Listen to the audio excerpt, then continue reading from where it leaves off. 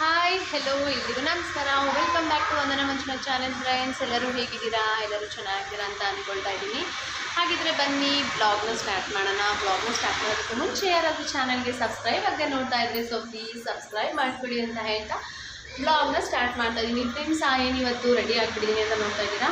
So ಇವತ್ತು ಏಕಾದಶಿ ಇದೆ ಅಲ್ವಾ, ಹಾಗಾಗಿ ರೆಡಿ ಆಗಿದ್ದೀನಿ.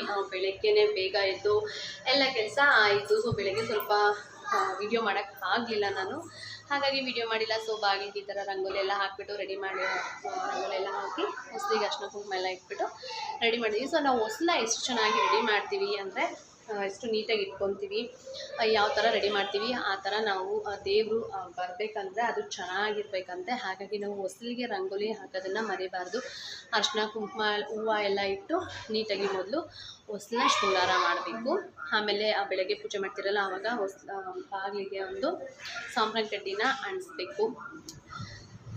ಸೊ ಆಲ್ಮೋಸ್ಟ್ ಎಲ್ಲರಿಗೂ ಗೊತ್ತಿರುತ್ತೆ. ಸೊ ಯಾರಾದರೂ ಗೊತ್ತಿಲ್ಲದವ್ರು ಇರ್ತಾರಲ್ವ, ಅವ್ರಿಗೆ ಹೆಲ್ಪ್ ಆಗಲಿ ಅಂತ ಹೇಳ್ಬಿಟ್ಟು ಹೇಳ್ತಾ ಇದ್ದೀನಿ. ಸೊ ಇವಾಗ ಟಿವಿ ಸೌಂಡ್ ಕಮ್ಮಿ ಮಯೂರ್.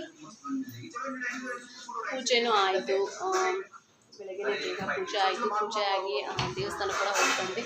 ಸೊ ಏನಂದರೆ ಬೆಳಗ್ಗೆ ಸ್ವಲ್ಪ ಗಡಿಬಿಡಿಯಲ್ಲಿದ್ದೆ, ಹಾಗಾಗಿ ವ್ಲಾಗ್ ಮಾಡೋಕ್ಕಾಗಲಿಲ್ಲ. ಸೊ ಪೂಜೆ ಎಲ್ಲ ಆಯಿತು. ಇವಾಗ ದೇವಸ್ಥಾನಕ್ಕೆ ಹೋಗೋಣ ಅಂತ ಅಂದ್ಕೊಳ್ತಾ ಇದ್ದೀವಿ. ಯಾವ ದೇವಸ್ಥಾನಕ್ಕೆ ಹೋಗೋದು ಅಂತ ಡಿಸೈಡ್ ಆಗಿಲ್ಲ. ಅಂದ್ಕೊಳ್ತಾ ಇದ್ವಿ ದೊಂಬಲೂರ್ಗೆ ಹೋಗೋಣ ಅಂತ, ಇಲ್ಲಾಂದರೆ ಹಲ್ಸೂರ್ಗೆ ಹೋಗೋಣ ಅಂತ ಅಂದ್ಕೊಳ್ತಾ ಇದ್ದೀವಿ. ನೋಡೋಣ ಯಾವ ದೇವಸ್ಥಾನಕ್ಕೆ ಹೋಗ್ತೀವಿ ಅಂತ. ಬನ್ನಿ ನಿಮ್ಮನ್ನು ನಮ್ಮ ಮಕ್ಕಳಿಗೆ ದೇವಸ್ಥಾನಕ್ಕೆ ಕರ್ಕೊಂಡು ಹೋಗ್ತೀನಿ. ಮಕ್ಕಳಿಗೆ ಇವತ್ತು ರಜೆ ಇದೆ, ಸ್ಕೂಲು ಇಲ್ಲ ಅವರಿಗೆ. ಮೊಹರಂ ಇರೋದ್ರಿಂದ ಮಕ್ಕಳಿಗೆ ರಜೆ, ಅವ್ರ ಮನೆಯಲ್ಲೇ ಇದ್ದಾರೆ. ಹಾಗಾಗಿ ಸ್ವಲ್ಪ ನನಗೂ ಈಸಿ ಆಯಿತು ಎಲ್ಲ ಕೆಲಸಗಳು ಮಾಡ್ಕೊಳ್ಳೋದಕ್ಕೆ. ಸೊ ನಮ್ಮ ಮನೆಯವರೆಲ್ಲ ಆಫೀಸ್ ಕೊಟ್ಟರು, ಇದಕ್ಕೆಲ್ಲ ಅವರಿಗೆಲ್ಲ ರಜೆ ಇರೋದಿಲ್ಲ ಅಲ್ವಾ. ಬೆಳಗ್ಗೆ ಅವ್ರನ್ನ ಕರ್ಕೊಂಡು ದೇವಸ್ಥಾನಕ್ಕೆ ಹೋಗ್ಬಿಟ್ಟು ಬಂದಿದ್ದಾಯಿತು. ಇವಾಗ ಓಕೆ, ಹೆಂಗಿದ್ರು ಮಕ್ಕಳು ಮನೇಲಿದ್ದಾರೆ, ಅವ್ರಿಗೆ ಒಂದು ಸ್ವಲ್ಪ ಚೇಂಜಸ್ ಅಂತ ಇರುತ್ತೆ ಹೊರಗಡೆ ಕರ್ಕೊಂಡು ಹೋದ್ರೆ ಅಂತ ಹೇಳ್ಬಿಟ್ಟು ಇವಾಗ ಅವ್ರನ್ನ ದೇವಸ್ಥಾನಕ್ಕೆ ಕರ್ಕೊಂಡು ಹೋಗೋಣ ಅಂತ ಹೇಳ್ಬಿಟ್ಟು ರೆಡಿ ಆಗ್ತಾ ಇದ್ದೀನಿ. ಬನ್ನಿ ಇವಾಗ ರೆಡಿ ಆಗೋಣ.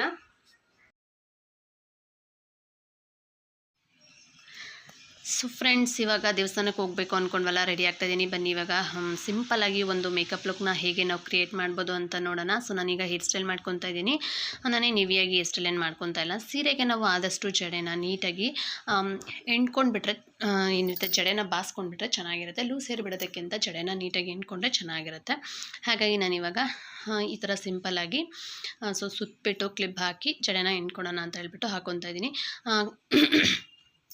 ನಮಗೆ ಏನಂದರೆ ಫೋರೆಡ್ ಜಾಸ್ತಿ ಇರೋದ್ರಿಂದ ಸ್ವಲ್ಪ ಖಾಲಿ ಅಂತ ಕಾಣಿಸ್ತಾ ಇರುತ್ತೆ ಹಣೆ. ಹಾಗಾಗಿ ನೋಡಿಕೊಂಡು ನಮ್ಮ ಮುಖಕ್ಕೆ ಯಾವ ಥರ ಹೇರ್ ಸ್ಟೈಲ್ ಚೆನ್ನಾಗಿರುತ್ತೆ ಅಂತ ಹೇಳ್ಬಿಟ್ಟು ನಾವು ಮಾಡಿಕೊಂಡ್ರೆ ಅಷ್ಟು ಚೆನ್ನಾಗಿರುತ್ತೆ. ಸೆಂಟ್ರ್ ಪಾಪಡಿ ತೆಗೆದ್ರೆ ನನಗೆ ಹಣೆ ಅಷ್ಟು ಖಾಲಿ ಅಂತ ಅನ್ನಿಸ್ತಾ ಇರುತ್ತೆ. ಹಾಗಾಗಿ ನಾನು ಯಾವಾಗಲೂ ಸೈಡ್ ತೆಗಿತೀನಿ. ಸೊ ಈಗ ಕ್ಲಿಪ್ ಹಾಕ್ಬಿಟ್ಟು ಈ ಥರ ನಾವು ತಲೆ ಬಾಸ್ಕೋಬೋದು. ಈ ಥರ ನಾವು ಕ್ಲಿಪ್ ಹಾಕ್ಬಿಟ್ಟು ಕೂಡ ಹಾಗೆ ಲೂಸ್ ಹೇರ್ ಬಿಟ್ಟರು ಕೂಡ ಚೆನ್ನಾಗಿ ಕಾಣಿಸುತ್ತೆ. ಬಟ್ ದೇವಸ್ಥಾನಕ್ಕೆ ಹೋಗ್ಬೇಕಂದ್ರೆ ಎಲ್ಲ ಆದಷ್ಟು ನಾವು ಕ್ಲೀನಾಗಿ ತಲೆನ ಹೆಣ್ಕೊಂಡು ಹೋದ್ರೇ ಒಳ್ಳೆಯದು. ಕೂದಲೆಲ್ಲ ಬಿಟ್ಕೊಂಡು ದೇವಸ್ಥಾನಕ್ಕೆಲ್ಲ ಹೋಗಬಾರ್ದು, ಅದು ಅವ್ರವ್ರಿಗೆ ಸಂಬಂಧಪಟ್ಟಿದ್ದು. ಸೊ ನನಗೆ ಅಷ್ಟು ಇಷ್ಟ ಆಗೋಲ್ಲ. ಹಾಗಾಗಿ ನಾನು ಯಾವಾಗಲೂ ದೇವಸ್ಥಾನಕ್ಕೆ ಹೋಗ್ಬೇಕಂದ್ರೆ ಜಡೆ ಹೆಣ್ಕೊಂಡೇ ಹೋಗ್ತೀನಿ. ಹಾಗೆ ಸೀರೆನೂ ಅಷ್ಟೇ, ದೇವಸ್ಥಾನಕ್ಕೆ ಹೋಗ್ಬೇಕಂದ್ರೆ ನನಗೆ ಸೀರೆ ಉಟ್ಕೊಂಡು ಹೋದ್ರೇ ಸಮಾಧಾನ. ಏನಾದರೂ ಟೈಮ್ ಇಲ್ಲ ಅಂತಂದರೆ ಮಾತ್ರ ಡ್ರೆಸ್ ಹಾಕ್ಕೊಂಡು ಹೋಗ್ತೀನಿ, ಇಲ್ಲ ಅಂದರೆ ಸೀರೆ ಹಾಕ್ಕೊಂಡೆ ಹೋಗೋದು. ಸೊ ಈ ಥರ ನೋಡಿ ಕ್ಲಿಪ್ ಹಾಕ್ಬಿಟ್ಟು ಲೂಸ್ ಹೇರ್ ಬಿಟ್ಕೊಂಡ್ರು ಕೂಡ ಚೆನ್ನಾಗಿ ಕಾಣಿಸುತ್ತೆ. ಇಲ್ಲ ಹಾಗೆ ಹಿಡಿದ್ಬಿಟ್ಟು ಒಂದು ರಬ್ಬರ್ ಬ್ಯಾಂಡ್ ಹಾಕಿದ್ರು ಕೂಡ, ನಾವು ಅದಕ್ಕೆ ಹೂವು ಸುತ್ತಕೊಂಡ್ರು ಕೂಡ ಚೆನ್ನಾಗಿ ಕಾಣಿಸುತ್ತೆ. ಇಲ್ಲ ಜಡೆನೇ ಹೆಣ್ಕೊಂಡ್ರು ಕೂಡ ಚೆನ್ನಾಗಿ ಕಾಣಿಸುತ್ತೆ. ಸೊ ನಾನು ಇವಾಗ ಜಡೆನ ಹೆಣ್ಕೊಂಡಿದ್ದೀನಿ. ಸೊ ಈ ಥರ ಸ್ವಲ್ಪ ಲೂಸಾಗಿ ಹೆಣ್ಕೊಂಡ್ರೆ ನಾವು ಮುಂದೆಗಡೆ ಹಾಕೊಂಡಾಗ ಕೂದಲು ನೋಡಿ ಎಷ್ಟು ಚೆನ್ನಾಗಿ ಕಾಣಿಸುತ್ತೆ, ಒಂಥರ ಲುಕ್ ಇರುತ್ತೆ. ತುಂಬ ಟೈಟಾಗಿ ಹೆಣ್ಕೊಳೋದಕ್ಕಿಂತ ಈ ಥರ ಲೂಸಾಗಿ ಹೆಣ್ಕೊಂಡ್ರೆ ಚೆನ್ನಾಗಿ ಕಾಣಿಸುತ್ತೆ. ಸೊ ಈಗ ನಾನು ನಿವ್ಯ ಕ್ರೀಮ್ನ ಹಾಕ್ಕೊತಾ ಇದ್ದೀನಿ. ಸೊ ನಾನು ಮಾಯ್ಶ್ಚರೈಸರ್ನ ಹಚ್ಕೊತಾ ಇದ್ದೀನಿ.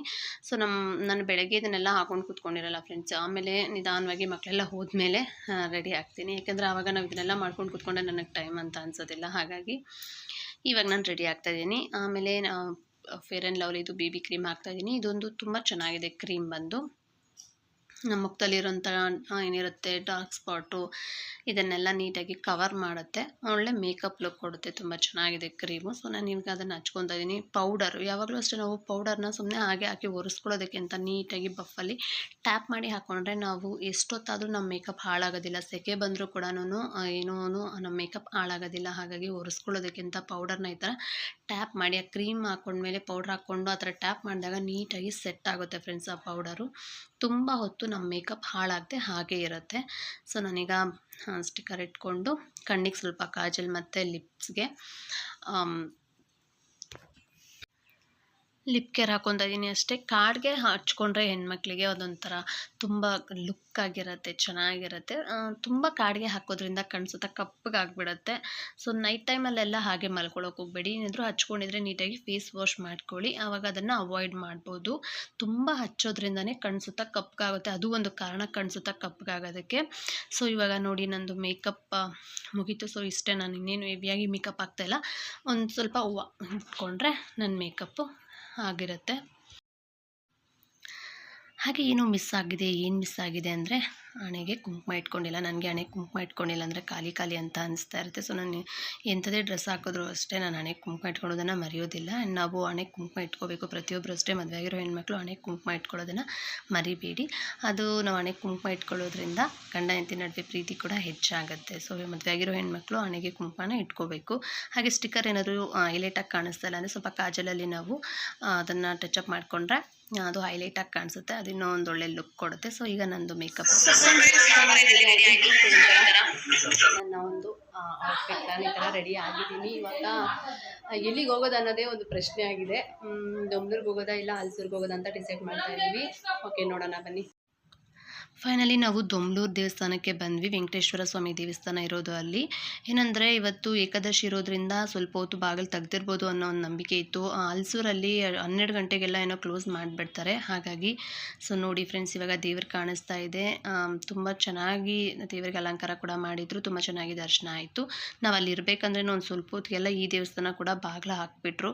ಮಕ್ಕಳನ್ನೆಲ್ಲ ರೆಡಿ ಮಾಡಿಸ್ಕೊಂಡು ಕರ್ಕೊಂಡು ಬರೆಸ್ಲಿ ಸ್ವಲ್ಪ ಲೇಟೇ ಆಯಿತು. ಇನ್ನು ಮಕ್ಕಳು ಹೊರಗಡೆ ಬಂದಿದ್ದಾರಲ್ಲ, ಹಾಗೆ ಮನೆಗೆ ಬರ್ತಾರಾ, ಜ್ಯೂಸ್ ಕುಡಿಬೇಕು ಅಂತ ಹೇಳಿದ್ರು. ಅವ್ರಿಗೆ ಜ್ಯೂಸ್ ಕುಡಿಸ್ಕೊಂಡು ಮನೆಗೆ ಕರ್ಕೊಂಡು ಬಂದ್ವಿ.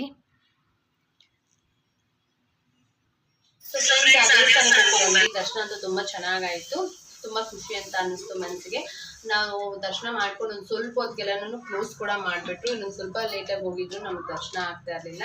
ಬಟ್ ದರ್ಶನ ಎಲ್ಲ ಚೆನ್ನಾಗಾಯಿತು, ತುಂಬ ಚೆನ್ನಾಗಿದೆ. ನೀವು ಯಾರಾದರೂ ಸುತ್ತಮುತ್ತ ಹತ್ತಿರದಲ್ಲೇ ಇದ್ದರೆ ಹೋಗಿ ಬನ್ನಿ ಒಂದ್ಸಲಿ. ದೇವಸ್ಥಾನ ತುಂಬ ಚೆನ್ನಾಗಿದೆ. ದೇವರು ವೆಂಕಟೇಶ್ವರ ಸ್ವಾಮಿ ಅಂತೂ ಸಕ್ಕತ್ತಾಗಿದೆ. ಒಂಥರ ತೃಪ್ತಿನಲ್ಲಿ ದೇವ್ರನ್ನ ನೋಡ್ದಂಗೆ ಫೀಲ್ ಆಗುತ್ತೆ. ಅಷ್ಟು ದೂರನೇ ಹೋಗೋಕ್ಕಾಗಲಿಲ್ಲ ಅಂದ್ರೂ ಪರವಾಗಿಲ್ಲ, ಮನ್ಸಿಗೆ ಸಮಾಧಾನ ಅಂತ ಅನಿಸುತ್ತೆ. ಹೋಗಿ ಬಂದಲ್ಲ, ಇವಾಗ ನಮ್ಮ ಮಕ್ಳಿಗೆ ಏನಾದರೂ ಸ್ವೀಟ್ ಬೇಕಂತೆ. ಓಕೆ ಆಯಿತು ಅಂದ್ಬಿಟ್ಟು ಮನೇಲಿ ಇದ್ದಾರಲ್ವ ಮಕ್ಕಳು, ಪಾಪ ಗುಲಾಬ್ ಜಾಮೂನ್ ಮಾಡೋಣ ಅಂತ ಹೇಳ್ಬಿಟ್ಟು ರೆಡಿ ಮಾಡ್ತಾಯಿದ್ದೀನಿ. ಬನ್ನಿ ಇವಾಗ ಜಾಮೂನ್ ಮಾಡೋಣ.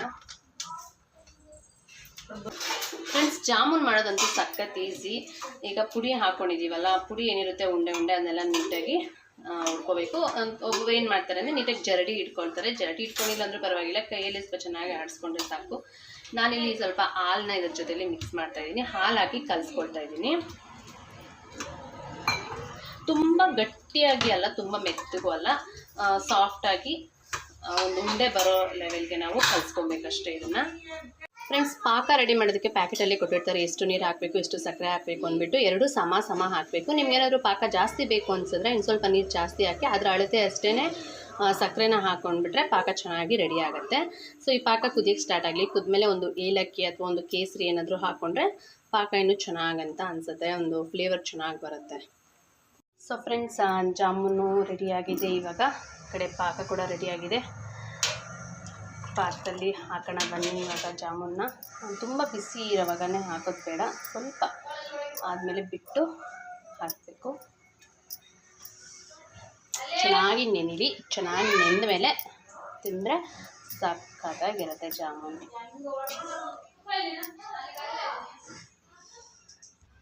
ಸೊ ಇದು ಚೆನ್ನಾಗಿ ನೆಂದ ಮೇಲೆ ಮಕ್ಳಿಗೆ ಕೊಡೋದೆ. ಸೊ ಅಷ್ಟೇ ಫ್ರೆಂಡ್ಸ್, ಸ್ವಲ್ಪ ಟಯರ್ಡ್ ಆಗಿಬಿಟ್ಟಿದೆ ಬೆಳಗ್ಗೆ ಸ್ವಲ್ಪ ಬೇಕಾದ ಇದ್ದಿದ್ದರಿಂದ. ಈ ಬ್ಲಾಗ್ನ ಇಲ್ಲಿಗೆ ಎಂಡ್ ಮಾಡ್ತಾ ಇದ್ದೀನಿ. ಮತ್ತೆ ಇನ್ನೊಂದು ಬ್ಲಾಗಲ್ಲಿ ಸಿಗೋಣ ಅಂತ ಹೇಳ್ತಾ ಟಾಟಾ, ಬಾಯ್ ಬಾಯ್, ಟೇಕ್ ಕೇರ್. ಯಾರಾದರೂ ಸಬ್ಸ್ಕ್ರೈಬ್ ಆಗಿ ನೋಡ್ತಾ ಇದ್ದರೆ ಸೊ ಪ್ಲೀಸ್ ಸಬ್ಸ್ಕ್ರೈಬ್ ಮಾಡ್ಕೊಳ್ಳಿ ಅಂತ ಹೇಳ್ತಾ ಬ್ಲಾಗ್ನ ಇಲ್ಲಿಗೆ ಎಂಡ್ ಮಾಡ್ತಾ ಇದ್ದೀನಿ. Thanks for watching. Thank you all. Bye.